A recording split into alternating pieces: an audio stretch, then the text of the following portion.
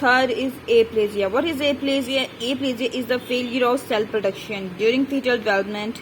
Aplasia result in agenesis or absence of an organ due to failure of production. Okay, it is an example of aplasia. Aplasia में क्या होता है हमारे पास failure of cell production, मतलब cells produce नहीं होते, ठीक है, फेलियर हो जाता है उनका. फीटल अच्छा एग्जाम्पल क्या है, फीटल डेवलपमेंट जब चल रही होती है तो एप्लेजिया क्या करवाता है हमारे पास, एजेनेसिस करा देता है. एब्सेंस ऑफ एन ऑर्गन, अब ऑर्गन ही एब्सेंट हो जाएगा हमारे पास, क्यों हो जाएगा, फेलियर ऑफ प्रोडक्शन. जब प्रोडक्शन नहीं होगी हमारे पास, प्रोडक्शन का फेलियर हो जाएगा तो हमारे पास ऑर्गन की एब्सेंस हो जाएगी, एजेनेसिस हो जाएगी. ठीक है, रिटन पार्ट 1 MCQs.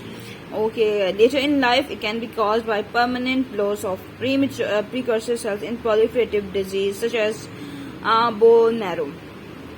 अच्छा, अगर हमारे पास लेटर इन लाइफ होगा आफ्टर फीटल डेवलपमेंट या जब लेटर ऑन लाइफ हमारे पास क्या होगा, अगर हमारे पास प्रोलिफरेटिव सेल टिश्यूज हैं उनमें हमारे पास प्रीकर्सर सेल्स का परमानेंट लॉस हो जाए तो हमारे पास तब भी एप्लेजिया होगा, फेलियर ऑफ सेल प्रोडक्शन हो जाए. एक्चुअली जो प्रीकर्सर सेल्स होते हैं हमारे पास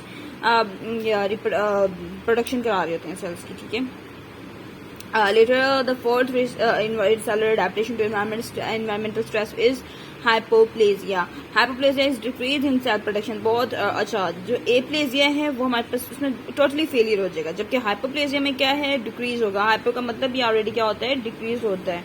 हाइपो का मतलब क्या होता है, लेस होता है. Hypoplasia is a decrease in cell production that is less extreme than in aplasia. Aplasia is more severe form, hypoplasia is less severe form. इसमें हमारे पास सेलुलर प्रोडक्शन होगी लेकिन हमारे पास क्या होगी, कम हो जाएगी हाइपोप्लेजिया में. It is seen in partial lack of growth and maturation of gonadal structure in Turner syndrome and Klinefelter syndrome. अच्छा, अगर हमारे पास MCQs आ जाए कि टर्नर सिंड्रोम में और Klinefelter सिंड्रोम में हमारे पास क्या होता है, एप्लेजिया होता है, हाइपोप्लेजिया होता है, हाइपोट्रोफी होती है या हाइपरप्लेजिया होता है, then we will take hypoplasia. अच्छा,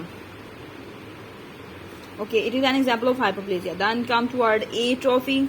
Atrophy is a decrease in the size of an organ or tissue and result from a decrease in the mass of pre-existing cells. Okay, atrophy में हमारे पास क्या, decrease in the size of an organ from a decrease in the mass of pre-existing cell.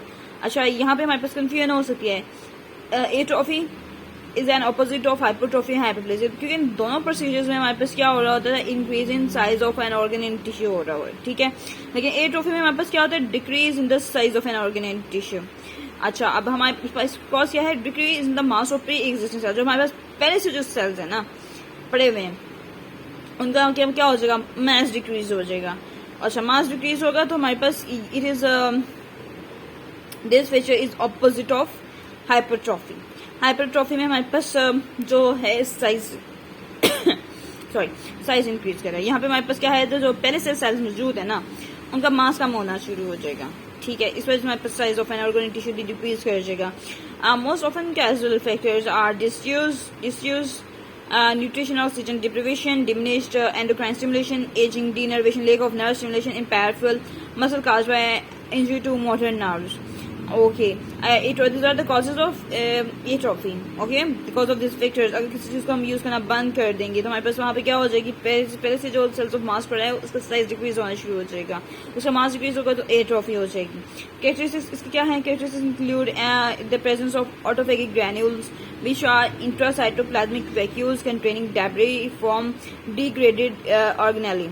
Okay, अच्छा, atrophy में हमारे पास क्या हो जाएंगे, organelles degrade, organelles जो हैं हमारे पास डिग्रेड हो जाएंगे. जबकि हमारे पास जो हाइपरट्रोफी थी उसमें जो हमारे पास ऑर्गेनेल्स थे उनका साइज क्या हो रहा था, इंक्रीज हो रहा था. ठीक है, हाँ जी, ये इज राइट.